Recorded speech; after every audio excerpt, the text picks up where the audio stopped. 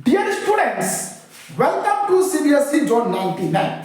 Students, आज मैं आप लोगों को सैंपल पेपर का ही थर्ड सैंपल पेपर जो है सो आप लोग को कराने जा रहा हूँ, है ना। थर्ड से तीसरा से हम अभी आप लोग को सैंपल पेपर का जो है सो करवा रहे हैं ऑब्जेक्टिव्स वाला क्वेश्चंस। उसके बाद फिर हम वेरी शॉर्ट कराएंगे, उसके बाद फिर लॉन्ग वाला कराएंगे, है ना।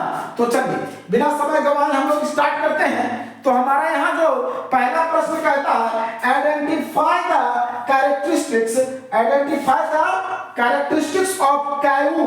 कैवू इसका पूरा नाम था Count Camillo de Cavour. Count Camillo de Cavour के बारे की कैवू की विशेषता पूछ रहा है। पूरा नाम क्या था? काउंट कैमिलो डी कैवू, है ना। कैवू का पूरा नाम था काउंट कैमिलो डी कैवू। ये आपका फर्स्ट चैप्टर में था हिस्ट्री का, है ना, द राइज ऑफ नेशनलिज्म में। ये काउंट कैमिलो डी कैवू जो था वो एक इटालियन डिप्लोमेटिक आदमी था, है ना। इसमें आप पढ़े होंगे काउंट कैमिलो डी कैवू के बारे में। आपको अगर नोट्स भी लिखने के लिए आएगा तो आप लिख सकते हैं Count Camillo de Cavour was neither a revolutionary nor a democrat. He was neither a revolutionary nor a democrat। मतलब वो ना तो रिवॉल्यूशनरी था, क्रांतिकारी था, और ना ही डेमोक्रेट था, है ना, ना ही प्रजातांत्रिक था। तो फिर वो था कौन? तो वो एक डिप्लोमेटिक टाइप का आदमी था, ठीक है। वो एक इटालियन था, है ना। काउंट कैमिलो डी कैवू एक इटालियन आदमी था, इटालियन व्यक्ति था। और वो जो है सो फ्रेंच बहुत बढ़िया बोलता था। इटालियन से अच्छा वो फ्रेंच बोल लेता था, right. Count Camillo di Cavour was a diplomatic person. He was an Italian, है ना। Count Camillo di Cavour was an Italian. He was the diplomatic person, and he spoke French much better than Italian, है ना। He spoke French much better than Italian. Count Camillo di Cavour जो थे वो Italian से अच्छा French बोलते थे। अब इटली में फ्रेंच क्या था? जैसे अभी आप इंडिया का सेंस में लीजिए तो यहाँ पे एक इंग्लिश भाषा है ना। जबकि यहाँ का लोकल भाषा हम लोग का तो हिंदी है, अपना मदर टंग। लेकिन इंग्लिश जो लोग बोलते हैं तो ऐसा माना जाता है कि वो थोड़ा शिक्षित है, एजुकेटेड है, बढ़िया आदमी है। तो उसी प्रकार से इटली में जो लोग फ्रेंच बोलते थे उसको वेल एजुकेटेड माना जाता था, थोड़ा बढ़िया कैटेगरी में माना जाता था, है ना। तो वो कहते हैं कि जो रिच लोग थे, जो मतलब एजुकेटेड लोग थे, जो थोड़ा अपर ग्रेड के लोग थे, है ना, इटली में वो लोग फ्रेंच बोलते थे। तो उसी में से ये भी था, है ना। ये भी जो है सो फ्रेंच बहुत बढ़िया बोलते थे। कौन? Count Camillo de Cavour. तो देखिए पहला सेंटेंस कहता है, इसमें पूछना है इसमें से कौन कौन सी विशेषता उसकी थी और कौन सा विशेषता नहीं था, है ना। नहीं पूछ रहा है कि कौन कौन सा विशेषता था, वो आपको चुनना है, सही ऑप्शन बताना है। तो वो एक इटालियन स्टेट्समैन था, तो बिल्कुल सही था, है ना। Count Camillo de Cavour was a Italian statesman, Italy का रहने वाला वो था, ये तो बिल्कुल सही है। और वो फ्रेंच बोलता था इटालियन से बढ़िया, बिल्कुल सही है ना। He spoke French much better than Italian। Italian से अच्छा वो फ्रेंच बोलता था। He was a tactful diplomat, बिल्कुल सही है ना। वो एक डिप्लोमेटिक पर्सन था। He belonged to the royal family। नहीं, ये गलत है। वो रॉयल फैमिली से बिलोंग नहीं करता था। रॉयल फैमिली का कहीं उसके बारे में चर्चा नहीं है, आप चैप्टर में पढ़े होंगे तो, है ना। तो इसका राइट आंसर हो जाएगा 1, 2 और 3। अब देखिए 1, 2 और 3 ऑप्शन कहाँ है? तो बी नंबर, देखिए बी नंबर में है 1, 2 और 3। तो इसका राइट आंसर यही हो जाएगा बी नंबर, है ना। चलिए बढ़ते हैं हम लोग अगले प्रश्न की ओर। अगला प्रश्न में एक फिगर दिया हुआ है और इस फिगर को देख करके आपको बताना है कि ये क्या चीज का फिगर है। तो देखिए दांडी मार्च का फिगर है, आपस में दिख रहा है। महात्मा गांधी अपने और भी सहपाठी लोग के साथ दांडी मार्च कर रहे हैं। ये यात्रा महात्मा गांधी का साबरमती आश्रम से शुरू हुआ था और जो है सो दांडी, गुजरात के दांडी कोस्ट में जा करके जो है सो खत्म किया गया था। ये इनिशियल में, शुरुआती दौर में ये अपने 78 फॉलोअर्स के साथ जो है सो, है ना, स्टार्ट किए थे। लेकिन जाते जाते बहुत लोग इसमें जुड़ गए थे, है ना। चलिए तो फिगर से पता चल रहा है कि कौन सा किसका है, तो दांडी मार्च का है। तो इसमें कुछ नहीं करना है, ऑप्शन में देखिए दांडी मार्च जहां होगा उसको लगा दीजिए, है ना। Dandi march C number. इसका राइट आंसर क्या हो जाएगा? सी नंबर, दांडी मार्च, ठीक है। इसका राइट आंसर हो जाएगा सी नंबर, दांडी मार्च। दांडी मार्च, है ना। राइट आंसर क्या हो जाएगा स्टूडेंट्स? दांडी मार्च, Dandi march, C number. Right answer लगाइए सबको जल्दी जल्दी, सी नंबर, दांडी मार्च, है ना। Dandi march, C number. चलिए आगे बढ़ते हैं। There is enough for everybody's need and not for everybody's greed. Who said this? हाँ, किसने कहा था कि जरूरत के लिए, आदमी की जरूरत के लिए हमारे पास पर्याप्त संसाधन है, लेकिन आदमी की लालच के लिए पर्याप्त संसाधन नहीं है ना। माने जरूरत हो गया भोजन, कपड़ा, मकान, सिंपल सा मतलब भोजन मतलब ही नहीं कि फैसिलिटी वाला, कोई भी भोजन पेट भरना चाहिए, कपड़ा किसी प्रकार से शरीर ढकना चाहिए। अब आदमी फैंसी वाला खोजता है, महंगा महंगा खोजता है तो कहता है महंगाई बढ़ गया, है ना। तो ये किसने कहा था? तो ये बोला गया था एम.के. गांधी के द्वारा। किसके द्वारा बोला गया था? एम.के. गांधी ने कहा था there is enough for everybody's need, है ना। हर लोगों की जरूरत के लिए पर्याप्त संसाधन हमारे पास है, पर्याप्त है, लेकिन आदमी का जो लालच है, लालच के लिए हमारे पास संसाधन नहीं है, लालच को कोई पूरा नहीं कर पाता है ना। चलिए, तो ये किसने बोला था? एम.के. गांधी ने। अब यहाँ आ जाइए, ये लिस्ट को मिलान करना है। तो आपको हमने बताया था, है ना, जब union list, state list, concurrent list आप पढ़े थे, तो जो चीज केंद्र सरकार के अधीन आता है उसको हम लोग यूनियन लिस्ट कहते हैं। उसमें आ गया आपका फॉरेन अफेयर्स, बैंकिंग, है ना, उसके बाद आपका डिफेंस सेक्टर आ गया, ठीक है, फिर आपका टेक्नोलॉजी वाला सेक्टर भी उसी में आ जाता है। नहीं, टेक्नोलॉजी सेक्टर आपका रेस्टिट्यूटरी में आएगा, लेकिन वो भी सेंट्रल गवर्नमेंट के अंदर ही होता है। तो चलिए जल्दी जल्दी मिलान कीजिए। तो यूनियन लिस्ट किसमें चला जाएगा? यूनियन लिस्ट चला जाएगा फॉरेन अफेयर्स में, है ना। उसके बाद स्टेट लिस्ट चला जाएगा एग्रीकल्चर में, है ना, एग्रीकल्चर में। कंकरेंट लिस्ट किसमें जाएगा? एजुकेशन में। ये केंद्र सरकार और राज्य सरकार दोनों का होता है। सीबीएसई बोर्ड केंद्र सरकार का है, जैक बोर्ड राज्य सरकार का है। और रिसीवरी लिस्ट में आपका आ जाएगा कंप्यूटर सॉफ्टवेयर, है ना। तो मिलान कीजिए जल्दी जल्दी। पहला का डी देखिए कहाँ है? पहला का डी, है ना, पहला का डी यहाँ है, सी नंबर में है। चलिए इसको थोड़ा ऊपर कर देते हैं। पहला का डी, है ना, पहला का, इसको थोड़ा सा ऊपर कर देते हैं। पहला का डी था, पहला का डी, चलिए करते जाइए। पहला का डी था, दूसरा का, पहला का डी हो गया, दूसरा का सी, दूसरा का स्टेट लिस्ट में था आपका, नहीं, पहला का डी था, पहला यूनियन लिस्ट चला जाएगा किसमें? नहीं, यूनियन लिस्ट सी था ना, ओ मिस्टेक हो गया, देखिए डी नहीं, यूनियन लिस्ट आपका फॉरेन अफेयर्स में था, स्टेट लिस्ट आपका एग्रीकल्चर, कंकरेंट लिस्ट एजुकेशन और रेस्टिट्यूटरी लिस्ट कंप्यूटर। तो पहला का हो जाएगा, पहला का सी देखिए कहाँ है? तो ये है पहला का सी, दूसरा का डी, तीसरा का ए और चौथा का बी। तो राइट आंसर हो जाएगा ए नंबर ऑप्शन जो है वो बिल्कुल सही होगा। चलिए बढ़ते हैं अगले प्रश्न की ओर। When was project tiger launched? Project tiger कब लॉन्च किया गया था? प्रोजेक्ट टाइगर कब लॉन्च किया गया था? तो प्रोजेक्ट टाइगर जो है वो 1972 में लॉन्च किया गया था। कब किया गया था? 1972 में। चलिए बढ़ते हैं अगले प्रश्न की ओर। अगला प्रश्न कहता है find the incorrect option from the following. जो गलत ऑप्शन है उसको चुनना है। Belgium is a big country, north America, यहीं पे गलती हो गया। बेल्जियम बड़ा देश भी नहीं है और नॉर्थ अमेरिका में भी नहीं है। आपने पढ़ा होगा पावर शेयरिंग में, बेल्जियम एक छोटा सा देश यूरोप महादेश में है, जो हमारे हरियाणा राज्य से भी छोटा है और उसकी जनसंख्या लगभग 1 करोड़ से थोड़ा बहुत ज्यादा है ना, 1 करोड़ के लगभग या उससे थोड़ा बहुत ज्यादा है, ठीक है। और वो किससे उसका बाउंड्री मिलता है? तो फ्रांस, नीदरलैंड, जर्मनी और लक्समबर्ग। फ्रांस, नीदरलैंड, जर्मनी और लक्समबर्ग। तो ये वाला हो गया गलत, ये वाला जो है सो ऑप्शन इनकरेक्ट है। अब देखिए उसका बॉर्डर जो है सो फ्रांस, नीदरलैंड, जर्मनी और लक्समबर्ग से मिलता है, तो ये बिल्कुल सही है ना। उसका बॉर्डर सटा हुआ है फ्रांस, नीदरलैंड, जर्मनी और लक्समबर्ग से। इसकी जनसंख्या 1 करोड़ से थोड़ा बहुत ज्यादा है, ये भी सही है ना। उसके बाद कहता है the ethnic composition of the small country is very complex. वहां का जो एथनिक कंपोजिशन है, 3 ठो एथनिक कंपोजिशन है, एक आपका जर्मन बोलने वाले लोग, डच बोलने वाले लोग और जर्मन, डच और फ्रेंच बोलने वाले लोग। और ये बहुत ही ही कॉम्प्लेक्स है। देखे होंगे कि एकदम कितना सुंदर ढंग से वो लोग कॉन्स्टिट्यूशन तैयार किया, कोई विवाद नहीं हुआ। श्रीलंका में तो खून खराबा हो गया था, यहाँ कुछ नहीं हुआ, तो ये भी सही है। लेकिन यहाँ पूछ रहा है गलत ऑप्शन, तो गलत ऑप्शन कौन सा है? पहला नंबर, तो इसका राइट आंसर हो जाएगा ए नंबर, छठा का ए। बढ़ते हैं हम लोग सातवें प्रश्न की ओर। सातवां प्रश्न कहता है at the initial stage of development which one of the following sector was the most important economic activity. शुरुआती दौर में, है ना, विकास की शुरुआती दौर में कौन सा सेक्टर सबसे महत्वपूर्ण था, है ना, इकोनॉमिक एक्टिविटी के लिए?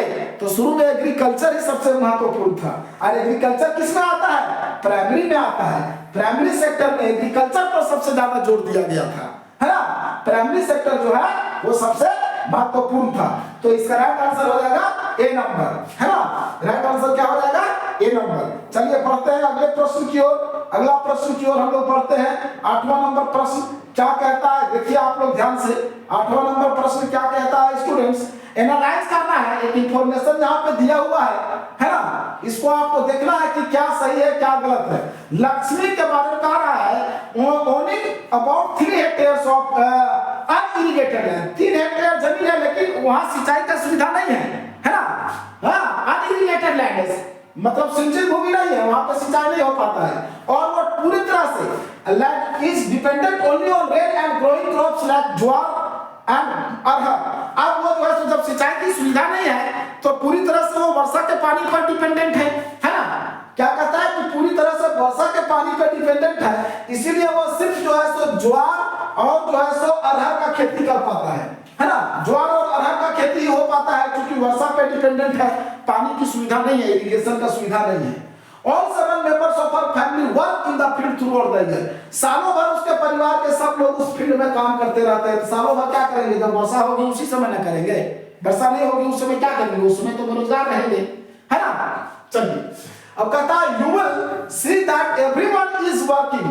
अब देखेंगे हर कोई काम कर रहा है, none remains idle, कोई भी बेकार नहीं बैठा हुआ है, सब लोग काम कर रहा है। But the actual fact their labor effort gets divided। लेकिन अब हकीकत जो है उसका जो लेबर का जो लेबर इफेक्ट है वो डिवाइड हो जाता है, बढ़ जाता है ना। Each one is doing same work but no one is fully employed।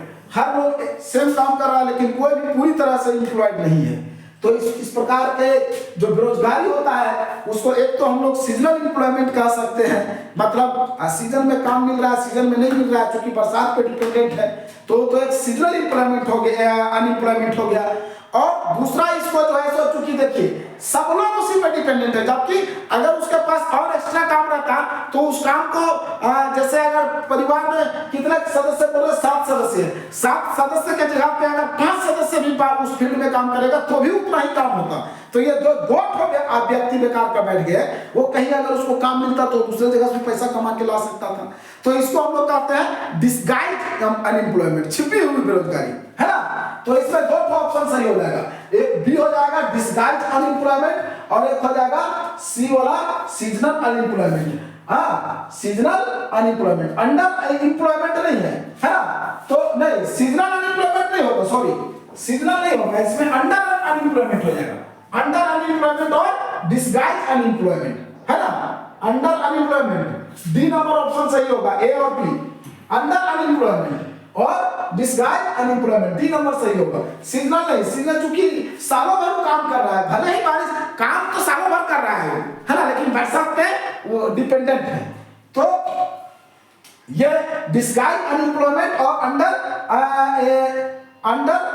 Employment और डिस्गाइज्ड अनएम्प्लॉयमेंट हो जाएगा इसमें, है ना। चलिए आगे बढ़ते हैं हम लोग। अगला प्रश्न है तो इसका राइट आंसर हो जाएगा डी नंबर, कर लीजिए आप लोग। The textile industry is primarily concerned with the design, production and distribution of yarn, cloth and clothing। अब कहता है कि जो टेक्सटाइल इंडस्ट्री है वो प्राइमरी मुख्य रूप से क्या क्या चीज पर डिपेंड करता है। तो टेक्सटाइल इंडस्ट्री में डिजाइनिंग का काम होता है, कपड़ा में देखते हैं वो डिजाइन वगैरह डाला जाता है, प्रोडक्शन होता है, उत्पादन होता है, उसका डिस्ट्रीब्यूशन भी होता है यार्न का, फिर क्लॉथ और क्लॉथिंग होता है का काम होता है ना। तो ये कहता है कि identify the contribution of textile industry to India GDP. अब क्वेश्चन कह रहा है कि इंडिया के जीडीपी में टेक्सटाइल इंडस्ट्री का क्या योगदान है, कितना परसेंट जो है सो भारत के जीडीपी में कंट्रीब्यूशन करता है टेक्सटाइल इंडस्ट्री। तो टेक्सटाइल इंडस्ट्री भारत के जीडीपी में टोटल 4% का कंट्रीब्यूशन करता है स्टूडेंट्स। कितना? 4% का। सी नंबर इसका राइट ऑप्शन हो जाएगा। 4% का कंट्रीब्यूशन जो है सो टेक्सटाइल इंडस्ट्रीज के द्वारा फुलफिल किया जाता है इंडिया गवर्नमेंट को, है ना। चलिए बढ़ते हैं हम लोग अगले प्रश्न की ओर। अब देखते हैं अगला प्रश्न क्या कहता है। ये एक पाई चार्ट दिया हुआ है ना। देखिए पाई चार्ट दिया हुआ है 2016-17 में, है ना, कहां कहां पे कितना कितना परसेंट मैग्नीज पाया जाता था उसका पाई चार्ट दिया हुआ है। अब इस पाई चार्ट के माध्यम से आपको बताना है क्या कहता है ना। देखिए पाई चार्ट में देख लीजिए सब कोई। आपका पाई चार्ट में है आंध्र प्रदेश में 10% और कर्नाटक में 11%, मध्य प्रदेश में 27%, उड़ीसा में 25% और महाराष्ट्र में 25%। ये पाई चार्ट में दिया हुआ है कहां कितना परसेंट मैग्नीज पाया जाता था 2016-17 के अनुसार से। अब प्रश्न कह रहा है which two states have equal deposits of manganese. कौन से दो स्टेट्स में एक समान मैग्नीज है ना। तो एक समान कहां है? देखिए ये महाराष्ट्र में 25% है और उड़ीसा में भी 25% है। तो उड़ीसा और महाराष्ट्र में ही ना एक समान है। तो देख लीजिए उड़ीसा और महाराष्ट्र कहां पे है? उड़ीसा और महाराष्ट्र सी नंबर में है। सी नंबर इसका राइट आंसर हो जाएगा। सी नंबर इसका राइट आंसर हो जाएगा। उड़ीसा है महाराष्ट्र, सी नंबर हो जाएगा ये करेक्ट आंसर, है ना। चलिए अब बढ़ते हैं हम लोग अगले प्रश्न की ओर। चलिए अगले प्रश्न की ओर बढ़ते हैं। देखते हैं अगला प्रश्न क्या कहता है। There are two statements marked as assertion और reason वाला प्रश्न फिर से आ गया।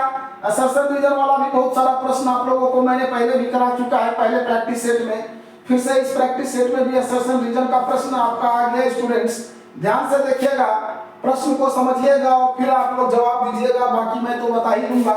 हाँ, दो रीजन दिया हुआ है और assertion और रीजन है। फॉर्मक्लोज मतलब क्या होता है? लोकगीत, है ना। लोकगीत जो आप लोग सुने होंगे पहले जमाना में दादी लोग से सुनाया करती थी। लोरी भी इसको बोलते हैं, है ना। हाँ, folklores give a picture of traditional culture. Traditional culture के पिक्चर दर्शाता है, बिल्कुल सही है। Folklores gives a picture of traditional culture. It helps in discovering a national identity. राष्ट्रीय पहचान को डिस्कवर करने में भी ये मदद करता है। एकदम बिल्कुल सही है। फॉल्कलोर जो है वो नेशनलिज्म की भावना को उत्पन्न करने में इसका बहुत बड़ा योगदान था, है ना। Folklore plays an important role in feeling of nationalism to create the feeling of nationalism, है ना। फॉल्कलोर का बहुत बड़ा भूमिका था राष्ट्रवाद की भावना को उत्पन्न करने में, है ना। लोगों में राष्ट्रवाद की भावना को उत्पन्न करने में इसका बहुत बड़ा उद्देश्य था, है, बहुत बड़ा इसका रोल था। And restoring the sense of pride in one's past. ये भी बिल्कुल सही है ना। तो पहला सेंटेंस एकदम बिल्कुल सही है। और दूसरा में कहता है nationalism spreads when people discover some unity and that binds them together. एकदम ये भी सही है। नेशनलिज्म कब फैलता है? जब लोग जो है सो हाँ कुछ एकता को खोजते हैं, मतलब एक होने की बात करते हैं। जैसे भारत के लोगों में एक फीलिंग हुआ था क्या कि हम भारतीय हैं और हमारा जो है सो हमें आजाद भारत चाहिए, हमें भारत एक स्वतंत्र भारत का निर्माण करने की फीलिंग्स लोगों में आई थी। तभी ना अंग्रेजों के खिलाफ लड़ा था, है ना। तो ये जो है सो एकदम बिल्कुल सही आंसर है। और ये दोनों जो है सो एक दूसरे से रिलेटेड है। करेक्ट एक्सप्लेनेशन भी है ना। क्या कहता है कि आर जो है सो ए का करेक्ट एक्सप्लेनेशन भी है। रीजन जो है वो असर्शन का करेक्ट एक्सप्लेनेशन भी है ना। Both A and R are true and R is the correct explanation of A. तो इसका राइट आंसर हो जाएगा ए नंबर, है ना। आगे देखिए, which of the following revolution is called as the first expression of nationalism। राष्ट्रवाद का पहला एक्सप्रेशन कहां से शुरू हुआ था? तो फ्रांस की क्रांति से। आपने पढ़ा भी होगा, है ना। पूरा यूरोप में जो है सो फ्रेंच रिवॉल्यूशन से ही राष्ट्रवाद की भावना उत्पन्न हुई थी, है ना। ये हुआ था कहां से? फ्रेंच रिवॉल्यूशन से, right. The feeling of nationalism occurred from the French revolution. France की क्रांति से राष्ट्रवाद की भावना लोगों में उत्पन्न हुई थी। चलिए बढ़ते हैं अगले प्रश्न की ओर। अगला प्रश्न हमारा 13 नंबर का था। Consider the statements given below and choose the correct answer. Correct answer को चुनना है। क्या कहता है? Tidal energy is a renewable energy, renewable source of energy. Tidal energy जो है वो रिन्यूएबल है, तो बिल्कुल सही है। तो रिन्यूएबल एनर्जी है ना। नवीकरणीय संसाधन है टाइडल एनर्जी, ज्वार ऊर्जा, है ना। ये बिल्कुल सही है। दूसरा कहता है tidal energy produce by search of ocean, नहीं ये गलत है। टाइडल एनर्जी का उत्पन्न कैसे होता है? तो टाइडल एनर्जी का उत्पन्न जो है सो समुद्र में जो पानी ऊपर नीचे होता है ना, समुद्र का जो अप्स एंड डाउन्स होता है वाटर का, है ना, वो किसके कारण होता है? वो सूर्य और चंद्रमा के गुरुत्वाकर्षण के कारण होता है ना। The falls and the ups and downs of the water in oceans due to the gravitational force of sun and moon, the power which is generated, that is called tidal energy, है ना। तो ये वाला दूसरा sentence जो है ये गलत हो जाएगा, है ना, क्योंकि ये सन और मून के ग्रेविटेशनल फोर्स से उत्पन्न होता है। ठीक है, चलिए ये गलत हो जाएगा। तो पहला नंबर सही है, असर्शन सही है, लेकिन रीजन गलत है। देखिए कहां है असर्शन सही और रीजन गलत, दोनों इनकरेक्ट नहीं है। असर्शन वन सही है, statement 1 is correct and 2 is incorrect, है ना। 1 is correct and 2 is incorrect, इसका भी ए नंबर हो जाएगा। 1 जो है सो असर्शन सही है, लेकिन रीजन जो है वो गलत है, रीजन जो है वो गलत है। चलिए बढ़ते हैं हम लोग अगले प्रश्न की ओर। अगला प्रश्न क्या कहता है? देखिए अगला प्रश्न 14th नंबर की ओर बढ़ते हैं। There are 2 statements marked, 2 statements दिया हुआ है ना। यहां भी असर्शन और रीजन वाला एक क्वेश्चन है। तो देखिए क्या कहता है? Brussels has a separate government in which both the communities have equal representations. Brussels जो आपका किसकी राजधानी थी? आपका बेल्जियम की राजधानी ब्रुसेल्स में सेपरेट गवर्नमेंट था, बिल्कुल था, वहां पे सेपरेट गवर्नमेंट था और वहां पे दोनों कम्युनिटी को एक समान इक्वल रिप्रेजेंटेटिव्स का अधिकार था, एकदम था। फ्रेंच लोग की संख्या वहां सबसे ज्यादा थी 80%, वो लोग ने स्वीकार किया कि नहीं। जर्मन जिनका संख्या क्या बोलते हैं उसको, फ्रेंच बोलने वाले लोग थे, जर्मन बोलने वाले लोग थे और एक आपके थे डच बोलने वाले लोग। तो डच बोलने वाले लोगों की संख्या मात्र 20% थी आपका ब्रुसेल्स में, लेकिन फ्रेंच लोगों ने स्वीकार किया कि नहीं, तो उन लोग को जो है सो एक समान रिप्रेजेंटेटिव्स होगा, है ना। क्यों?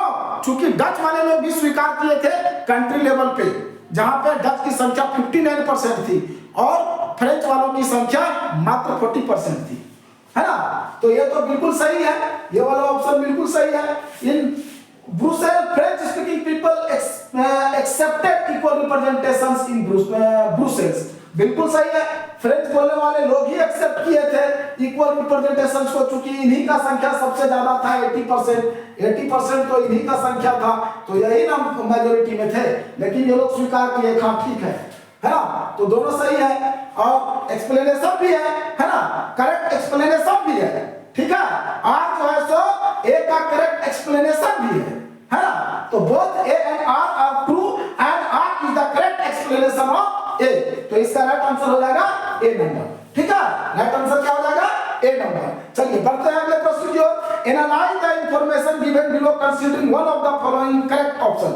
अब इसको एनालाइज कीजिए, जो स्टेटमेंट दिया हुआ है और इसमें 4 में एक कोई सही है। यहाँ लिस्ट के बारे में दिया है, तो कंकरेंट लिस्ट, यूनियन लिस्ट और स्टेट लिस्ट आपको पता है। कंकरेंट लिस्ट में वो सब आता है जो आपका जिसपे केंद्र सरकार और राज्य सरकार दोनों नियम कानून बना सकते हैं, और यूनियन लिस्ट जिसमें सिर्फ केंद्र सरकार बना सकती है। ठीक है, और स्टेट लिस्ट जिसमें सिर्फ राज्य सरकार बना सकती है, और एक और आता है रेसिडुअरी लिस्ट, उसमें भी केंद्र सरकार को ही पावर दिया गया है।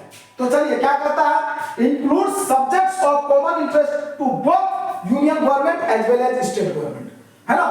उन सब्जेक्ट्स पर, है ना, कह रहा है कि वो उन सब्जेक्ट्स के ऊपर उस सब्जेक्ट वैसा कीजिए जिस पर सेंट्रल गवर्नमेंट और स्टेट गवर्नमेंट दोनों जो है नियम कानून बना सकते हैं, दोनों के जो कॉमन इंटरेस्ट में आता है। ठीक है, तो अभी तो यही सेंटेंस है, यहीं से आपको पता चल गया कि ये कंकरेंट लिस्ट के अंतर्गत आता है, जिसमें आपका कंकरेंट लिस्ट में आ जाता है एजुकेशन, फॉरेस्ट, ट्रेड यूनियन। सिर्फ यूनियन पूछेगा तो वो स्टेट लिस्ट में, यहाँ बहुत लोग कंफ्यूज करते हैं। ट्रेड यूनियन जो है वो कंकरेंट लिस्ट में आता है, ट्रेड यूनियन कंकरेंट लिस्ट का उदाहरण है, और सिर्फ ट्रेड रहेगा तो वो स्टेट लिस्ट में आता है। ट्रेड जो है वो स्टेट लिस्ट में आता है, ट्रेड यूनियन कंकरेंट लिस्ट में आता है ना। एजुकेशन, फॉरेस्ट, ट्रेड यूनियन, है ना, education, forest, trade union, marriage, adoption और मैरिज हो गया, एडॉप्शन हो गया, आपका सक्सेशन, है ना, याद रखिएगा, इसमें कंफ्यूज नहीं कीजिएगा। Education, forest, trade union, marriage, adoption और सक्सेशन,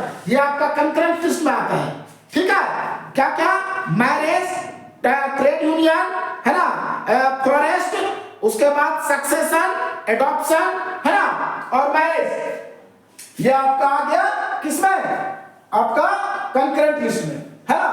तो both the union as well as state governments can make laws on these subjects mentioned in this list। एकदम बिल्कुल दोनों से बना सकता है, इसको हम लोग कंकरेंट लिस्ट में आता है। ये ए नंबर इसका सही हो जाएगा। Education, forest, trade union, education, forest, trade union, marriage, succession और एडॉप्शन, ये 6 है आपका। ये आपका किसमें आ जाता है, आपका कंकरेंट लिस्ट में आता है, ठीक है। चलिए, तो इसका राइट आंसर हो जाएगा ए नंबर, है ना। चलिए बढ़ते हैं अगले प्रश्न की ओर। अगला प्रश्न आता है, Rakesh works in automobile unit in Gurugram. Gurugram में एक ऑटोमोबाइल यूनिट में काम करता है Rakesh, but he does not get any facility like health insurance, medical leave, लेकिन उसको कोई फैसिलिटी नहीं मिलता है, ना तो उसका हेल्थ इंश्योरेंस हुआ है, ना ही उसको मेडिकल लीव मिलता है, ना ही उसका पीएफ कटता है, पीएफ वगैरह उसका है, ना ही ग्रेच्युटी है ना, ये सब कुछ नहीं मिलता है। ही इज वर्किंग इन, वो किस प्रकार के, तो ये सब अनऑर्गेनाइज सेक्टर, अनऑर्गेनाइज सेक्टर में ये सब चीजें नहीं मिलती है ना। तो ये कहां पे काम कर रहा है, अनऑर्गेनाइज सेक्टर में, और ऑर्गेनाइज सेक्टर में ये सब चीजें मिलती है ना। ऑर्गेनाइज सेक्टर में ये सब चीजें मिलती है। चलिए, अब पब्लिक प्राइवेट तो हो गया, पब्लिक हो गया जो सरकार के अंडर है, प्राइवेट हो गया जो प्राइवेट है, जैसे टाटा कंपनी है वो प्राइवेट है, लेकिन वहां ये सब फैसिलिटी मिलता है ना। ऑर्गेनाइज सेक्टर में जो आता है उसमें ये सब फैसिलिटी मिलता है, अनऑर्गेनाइज में नहीं मिलता है। तो इसका राइट आंसर हो जाएगा D number, unorganise sector, unorganise sector, D number इसका राइट आंसर हो जाएगा, अनऑर्गेनाइज सेक्टर। चलिए बढ़ते हैं हम लोग अगले प्रश्न की ओर। अगला प्रश्न कहता है 17 नंबर में क्या कहता है, देखिए, analyse the information given below considering one of the following correct option. एक तो इसमें से कोई करेक्ट ऑप्शन है, एनालाइज करना है। पहले कहता है कि crop is known as golden fibre, तो गोल्डन फाइबर के नाम से हम लोग जूट को जानते हैं। यहीं पे आपको आंसर मिल गया, पूरा पढ़ने की जरूरत नहीं है, ऐसे पूरा पढ़ लीजिए एक बार, ताकि उससे रिलेटेड और भी कहीं आपको कोई क्वेश्चंस पूछ दे तो आप कंफ्यूज ना करें। गोल्डन फाइबर के नाम से जूट को जाना जाता है, jute is known as golden fibre, है ना, jute is known as the golden fibre, golden fibre के नाम से जूट को जाना जाता है। इसका राइट आंसर ए नंबर ये हो जाएगा। It grows well drained fertile soils in flood plains where soils are renewed every year. ये वैसे क्षेत्र में आपका जूट का उत्पादन होता है जहां पे मिट्टी एकदम फर्टाइल होता है ना, उपजाऊ मिट्टी जहां पे होता है ना, वेल ड्रेन्ड फर्टाइल सॉइल्स होता है ना। इसकी कुछ खासियत देख लीजिए, मान लीजिए आपको अगर आ जाए right a short note on jute, है ना, या explain about the jute, what do you know about the jute, तो जूट के बारे में लिखने आ जाएगा तो आपको लिख देना है, jute is known as the golden fibre, it is grown in well drained fertile soils, it is mainly grown in West Bengal. ये मुख्य रूप से वेस्ट बंगाल में उत्पादन किया जाता है। वेस्ट बंगाल से उधर सटे हुए जो भी राज्य हैं उधर भी होता है, वेस्ट बंगाल, बिहार, असम, उड़ीसा और मेघालय, है ना। वेस्ट बंगाल, बिहार, असम, उड़ीसा और मेघालय, वेस्ट बंगाल, बिहार, असम, उड़ीसा और मेघालय में जो है सो जूट का खेती होता है, लेकिन सबसे ज्यादा जूट का उत्पादन वेस्ट बंगाल में ही होता है। याद रहेगा, वेस्ट बंगाल, उड़ीसा, असम, मेघालय, बिहार, वेस्ट बंगाल, बिहार, उड़ीसा, मेघालय और असम, ये 5 राज्य में जो है सो जूट का खेती होता है, लेकिन सबसे ज्यादा वेस्ट बंगाल में होता है। और ये जो है so well drained fertile soil में होता है, जो उपजाऊ मिट्टी होता है वहीं पे इसका उत्पादन होता है, और इससे हम लोग का बहुत सारा चीज बनता है, गैनी बैग बनता है ना, बहुत सारा चीजें बनती है। गैनी बैग्स हो गया, मैट्स हो गया, रॉक्स हो गया, यार्न हो गया, कारपेट्स हो गया, आर्टिफैक्ट्स हो गया, है ना। गैनी बैग्स, यार्न, कारपेट्स, आर्टिफैक्ट्स, ये सब चीजें जो है सो जूट से बनाया जाता है ना। अब देखिए, जूट बड़ा महंगा होता है, ये भी बिल्कुल सत्य है, बहुत महंगा होता है, हाई कॉस्ट होता है इसका, है ना, इसलिए मार्केट में ये बहुत कम आपको देखने को मिलेगा। है ना, it is losing market to synthetic fibres. अब उसके जगह पे सिंथेटिक फाइबर्स आ रहा है और पैकेजिंग मटेरियल्स में इस सब का यूज हो रहा है, नैनो वगैरह का यूज होने लगा है ना। चलिए, तो ये आप समझ गए जूट के बारे में। जूट को गोल्डन फाइबर कहा जाता है। ये जो है so well drain fertile soils में उगाया जाता है। सबसे ज्यादा उत्पादन वेस्ट बंगाल में होता है। वेस्ट बंगाल के अलावा बिहार, असम, मेघालय और आपका जो है सो उड़ीसा में भी किया जाता है इसका उत्पादन, है ना। बिहार, असम, मेघालय और उड़ीसा में भी इसका उत्पादन किया जाता है। तो इसका राइट आंसर हो जाएगा ए नंबर, जूट। चलिए बढ़ते हैं अगले प्रश्न की ओर। अगला प्रश्न क्या कहता है ना। अगला प्रश्न देखिए क्या कहता है हमारा 18 नंबर क्वेश्चंस में क्या है, ध्यान से देखिएगा। Large reserves of natural gas have been discovered in which place in India, है ना। भारत के कौन से जगह में जो है सो, है ना, भारत के कौन से जगह में पाया गया है क्या, नेचुरल गैस, है ना। Large reserves of natural gas कहां-कहां पाया गया है, तो ये देखिए त्रिपुरा में तो पाया गया है, बिल्कुल सही है।